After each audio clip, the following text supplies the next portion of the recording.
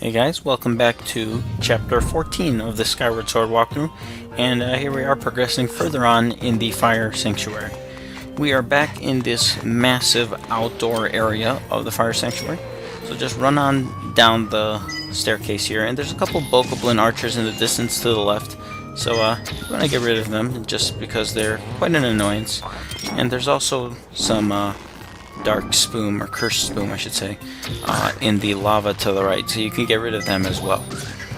Afterwards, you want to just hit the plant above to release a water bulb into the ground, and this will cause a platform to fall to the ground, and you want to quickly jump across, because if you wait too long, the platform will sink underwater. I find it kind of strange that if the lava is flowing, then the platform doesn't sink, but if it's not flowing, then the platform sinks.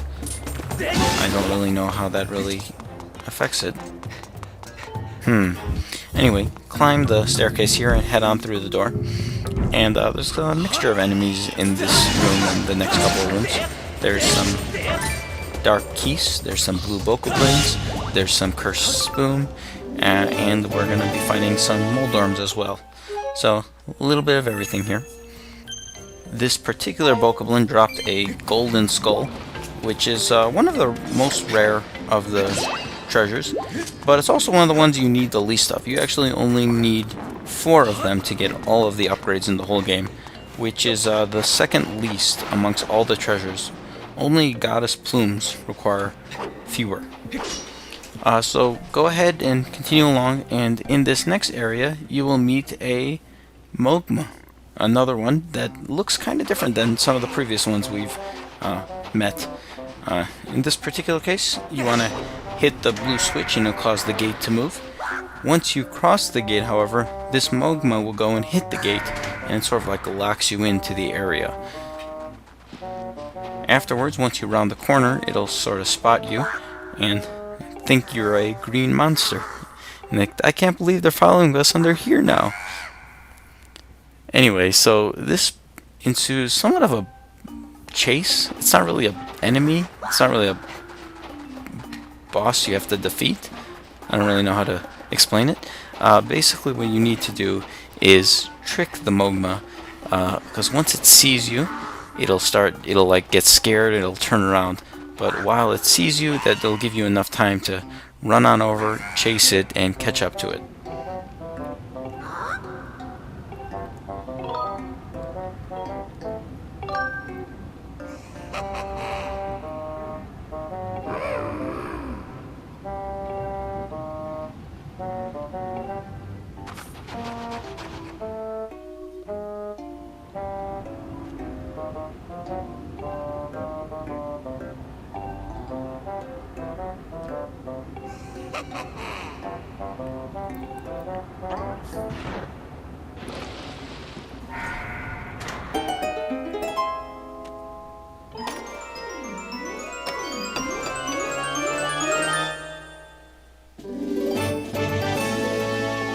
Another piece of heart. This is continuing the odd trend of inconsistency, I should say, which is perhaps a welcoming change. Some of the dungeons have heart pieces, some of them don't. Unlike Twilight Princess, that every single dungeon pretty much had 2 heart pieces, this one is sort of like a hodgepodge. Some of them have 1, some of them don't. This is the 18th heart piece I've gotten thus far. However, if you got there's 2 other heart pieces you could have actually gotten by now. So you could have gotten a full heart container, but I'll be picking up the rest of the remaining heart pieces in the next few chapters. You want to burrow underground here and make your way over to the north end, I should say, of this area. Or I'm not sure if this... I know some of these areas differ depending on the direction you burrow underground from. I'm not sure if this one does. Over here, you want to use the bomb to blow up the boulder. However, if you notice, the boulder is sort of restricting lava from flowing, and once you blow up this particular boulder, lava starts flowing everywhere. I like how the the boulder was only blocking that one single pathway, but lava all of a sudden starts flowing across the entire room, not just through the little pathway. Logic. Anyway, you want to sprint your way, or I don't know what it's called, quick crawl, fast crawl, sprint crawling, your way back over to the light here, and once you resurface, that lava flow will now cause the whole lava in this giant outdoor region to start flowing, and it creates like a river of lava, just like we've seen before. Step on the nearby floor switch and head back through the door that we traveled into earlier on.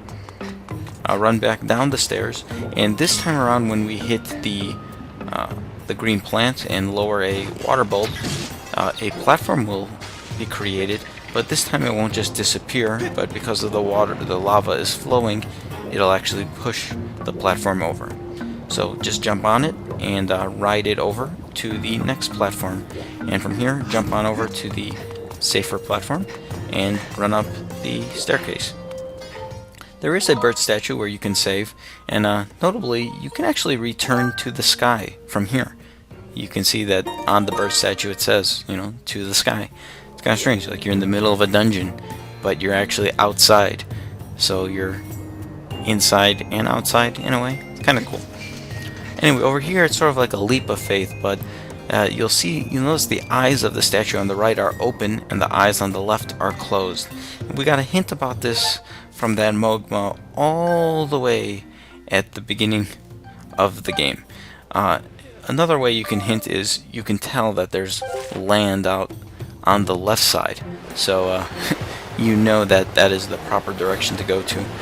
So even if you didn't follow the hint, you could look at your map and figure it out, or you can just do a trial and error and you'll eventually figure it out. You can climb out over here and you'll find some blessed butterflies against the wall, so of course that triggers you to pull out the harp and strum away, and it creates one of the goddess walls. I think I've done almost all of the different symbols you can draw. You can draw a circle for bombs, an arrow for arrows, you can draw a heart for recovery hearts, you can draw a triforce for fairies. I'm going to draw a rupee, since rupee will give me, well, rupees, and it gives you a ton of them. It's kind of random in terms of what you get out of them. I've actually gotten silver rupees from a goddess wall before, so in general, unless you need hearts or fairies, probably rupees are your best bet in terms of what you usually want to draw on the wall.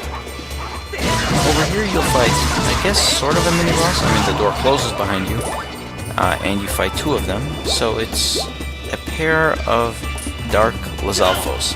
It's sort of reminiscent to the mini-boss from the Earth Temple, which is a pair of standard Lizalfos. But at this point, you know, you have an upgraded sword, you've fought so many of these already that they don't really give you much of a problem, so you should be able to defeat them rather simple. Afterwards, climb on over to the ledge and head on through the door. Climb up the steps here, and straight ahead, once you reach this more open room, there's another group of blessed butterflies. So you can pull out your harp as well here, and another goddess wall appears. For this one, I suppose if you took extra damage from the dark Lizalfos, maybe you want to draw a triforce and get some fairies or hearts and just get some recovery hearts. But I'm just going to draw another rupee just to collect some more rupees, and I sort of messed up there at the bottom right corner, but you don't have to actually be too accurate. It's very liberal in terms of what it allows you to get away with. Afterwards, you want to start scaling this large circular room. This is sort of reminiscent. The first thing that I thought of when I was first going through this area was the Hyrule Castle from Twilight Princess in the sewer area, because you were in this similar, like, circular staircase region. Anyway, there's a series of basically vines that you can claw on over, and this will allow you to reach a treasure chest at this higher ledge portion of this circular room. If you look on your map, you can see it, you can pinpoint exactly where the treasure chest is located. Afterwards, go ahead and open it, and you can get a treasure. I got an evil crystal, but it's fixated so that it's a rare treasure. Afterwards, you want to claw on over to the vines at the other edge of the room, and continue your way up this circular room, and do not fall to the ground like I did. That's yet another failure, and yet another time I got cursed by Dark Keys. Yeah. I guess everything goes well until you start recording, then you start failing. Anyway, keep climbing up the circular staircase, and over here there's just some gaps that you can simply jump across that shouldn't give you too much of a problem. And then just keep jumping on up all the way until you get to the top area here. Then just head on through the door and progress to the next room. This room has a pretty classic Zelda puzzle. It's kind of simple. I mean, they've had more elaborate such puzzles in the past. There's a stone tablet that sort of gives you hints on what you need to do. Basically, there's these 5 statues, and each of them have a different number of, I guess they're like wings, or parts of a wing, I should say. The one at the bottom left doesn't have any, the one in the middle has 1, the one at the top right has 2, the one on the bottom right has 3, and the one at the top middle has 4. And they correspond with buttons underneath the ground, and you need to step on them in the particular order. First 2 are pretty simple. You don't want to step at the one at the top, and you also don't want to step at the one on the right. However, in order to reach the one at the top right, you have to walk over to the bomb at the bottom right, hit it upwards, and blow up the boulder. Now you can reach the one at the top right, which is the 4th one, or the 3rd one, sorry. Then the 4th one, which is just directly south of that. And finally, the 5th one. And after you've hit all 5 of the switches, or these little orb, whatever things they are, all 5 of the torches will be lit, and the gate containing the boss key will open up. However, this will lock the pathway for you to escape, and you will have to fight this Moldorm. In general, the first 2 hits of the Moldorm are rather simple, just because it's such a long enemy where you can pretty much play it very safe. You don't have to be aggressive at all, and for the most part it's easy, except if you just fail like I just did. But even then, it's not that bad. You do get in trouble if you run out of stamina. That's one thing I've noticed that happens. That's really the only time I ever fail. In general, perhaps your best bet is to get in its line of sight and allow it to see you, at which point it'll sort of dash towards you, and once you get out of the way, it'll hit the wall and it'll stun itself. So that's one method you could use. So just like what I just did right there, although I missed. If it's not close enough to the wall, it won't actually stun itself, but it will eventually keep running until it hits a wall. So after it's defeated, the doors or the little spikes will open up, and you'll be able to return back to the light that you initially came up from. Afterwards, run on over to the gate that is now open, and you can open up the boss treasure chest to get the boss key. As you're used to now, it comes in the form of a mysterious crystals. Not mysterious crystal, mysterious crystals. Kind of odd shape. I don't even know how all those pieces connect to each other, but that serves as the boss key, and we're pretty much at the boss. There's really not that much here. You can step on the floor tile switch here, and this opens up the gate, and this leads back to that large central room, that outdoor area with the bird statue that leads outside. At this point, you want to save at the bird statue if you haven't already, as it leads right to the dungeon boss right here. There are a pair of blue Vocalins to the side of the dungeon boss here, so you want to pick them off if you'd like, and you can get some little goodies from the pots to the side if you perhaps some recovery hearts or some other goodies. Afterwards, go on over to the door and insert the mysterious crystals. And that's pretty much going to do it for this video. Join me for the next video, and we will take on the dungeon boss.